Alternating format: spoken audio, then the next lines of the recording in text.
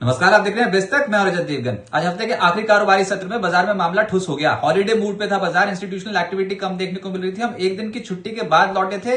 American market से तो संकेत बढ़िया थे। एशिया बाजार में निकी और कॉस्पी भी चढ़ते हुए नजर आ रहे थे, लेकिन हमारे यहां पेच फंस गया। ऊपरी स्तरों पर आज दबाव ज्यादा देखने को मिला है। एनएससी के ज्यादातर शेयर्स गिरे हैं। बस एक तबका ऐसा जिसने आज जबरदस्त तेजी दिखा दी, वो थी सरकारी ठप्पे वाली कंपनियां। जी हां, आज सरकारी कंपनियों में, रेलवे स्टॉक्स में जमकर खरीदारी हुई है। तो जब सबसे ज्यादा टूटा हुआ सेक्टर, पिटा हुआ सेक्टर रेलवे, ताबड़तोड़ भागी कंपनियों के स्टॉक्स।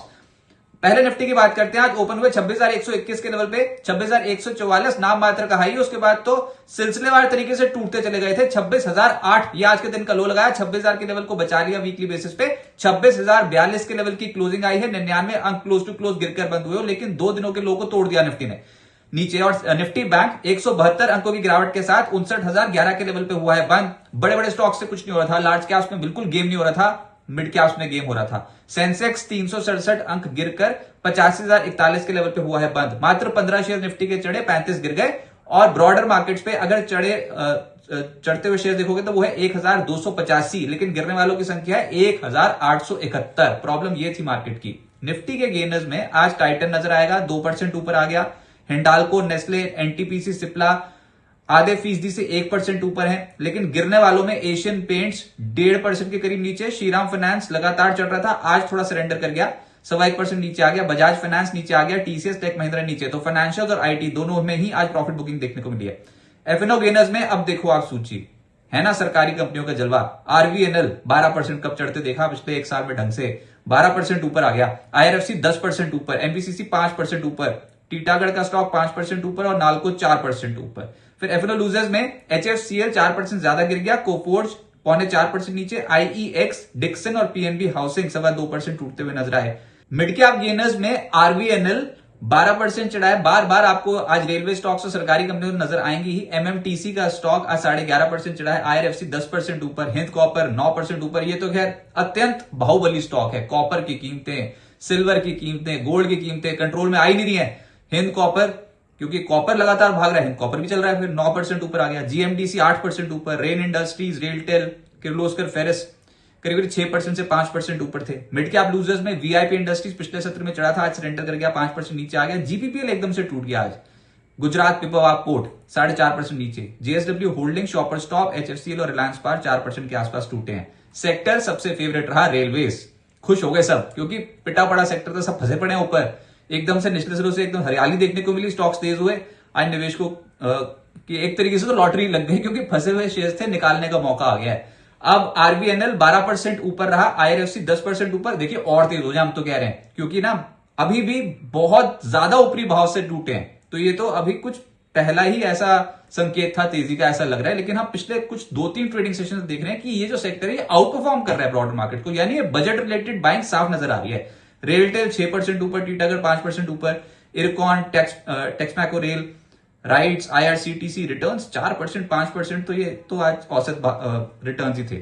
फिर पीएसयूज में आज एमएमटीसी नजर आया 11.5% ऊपर, हिंद कॉपर 9% ऊपर, जीएमडीसी, एनबीसीसी 5% से 8% चढ़ गए। मॉयल, नाल्को, हुडको, कॉनकॉर, क्या देखना चाहोगे आप, सब ऊपर था।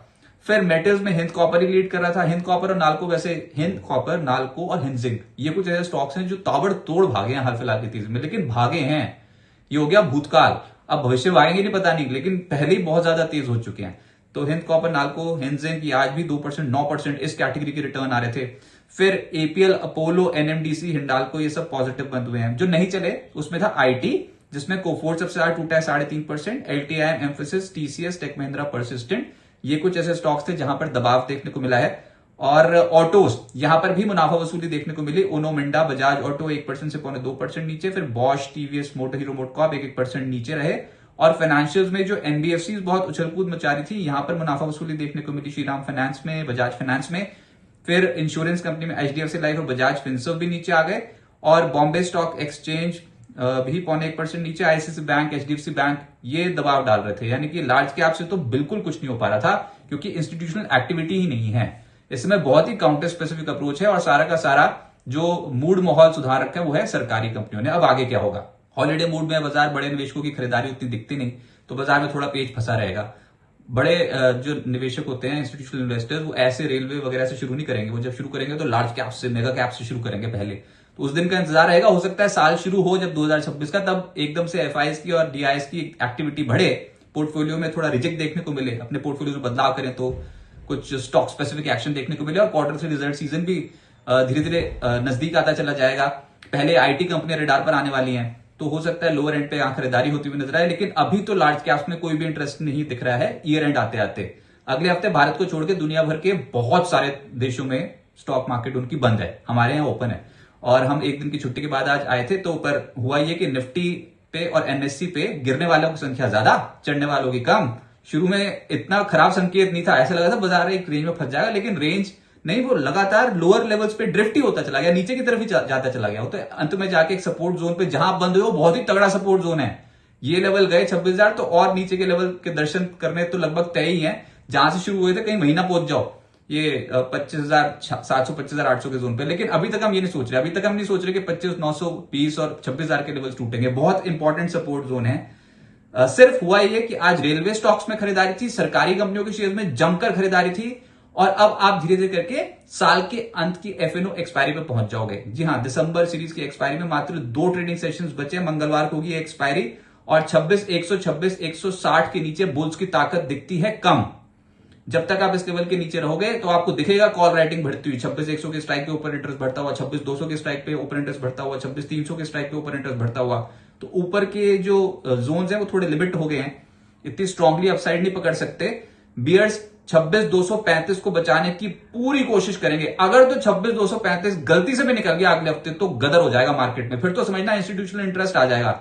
लेकिन जब तक 26,235 का लेवल ऊपर क्रॉस नहीं होता, तब तक कुछ नहीं होने वाला। बाजार एक रेंज में पड़ा रहेगा, और नीचे 26,000 25,920 का सपोर्ट रहेगा। तो मोटा मोटा सपोर्ट रेजिस्टेंस फिर से बता दूं, निफ्टी के सपोर्ट लेवल है 26,000 और 25,920, और जो ऊपर जो रेजिस्टेंस लेवल्स हैं वो है 26,160 और 26,235। फिर वही बात कि आपको ये दोनों ही जोन्स को क्रॉस करना जरूरी है। 26,160 क्रॉस करोगे तो आज के दिन के हाई लेवल के ऊपर निकलोगे, और 26,235 के लेवल के ऊपर निकलोगे तो क्लियर कट फिर आप पिछले कुछ दिनों की रेंज के ऊपर निकलने की कोशिश करोगे। तो ये रेजिस्टेंस लेवल इनको पार करना जरूरी है, और ऐसा लग नहीं रहा है कि साल अंत होते होते कुछ रेजिस्टेंस लेवल बाजार का तोड़ने का मूड भी है अभी। तो बाजार में दो तरफा चाल देखने को मिलेगी, मामला इंडेक्स पे फंसा रहेगा ऐसा लग रहा है। कॉल राइटर्स पुट राइटर्स पूरा जोर लगा के रखेंगे, लेकिन इसी बीच में खेल हो जाएगा कुछ चुनिंदा कंपनियों के स्टॉक में, जिसकी शुरुआत रेलवे कंपनियों में, डिफेंस कंपनियों में, पीएसयू स्टॉक्स में, मेटल माइनिंग स्टॉक्स में साफ तौर पे देखने को मिल रही है। तो आप ये बजट रिलेटेड रैली समझे, लेकिन जो अगली रैली बनेगी वो रिजल्ट सीजन के चलते बनेगी। स्टे इन्वेस्टेड, स्टे कॉशियस, और उम्मीद करते हैं जो नया साल आएगा उसमें आपका जोरदार मुनाफा हो। लेकिन अभी 2 सेशंस, इस साल की आखिरी वीकली एक्सपायरी 2 सेशंस बाद है, तो एक्सपायरी के चलते बाजार रेंज बाउंड रह सकता है।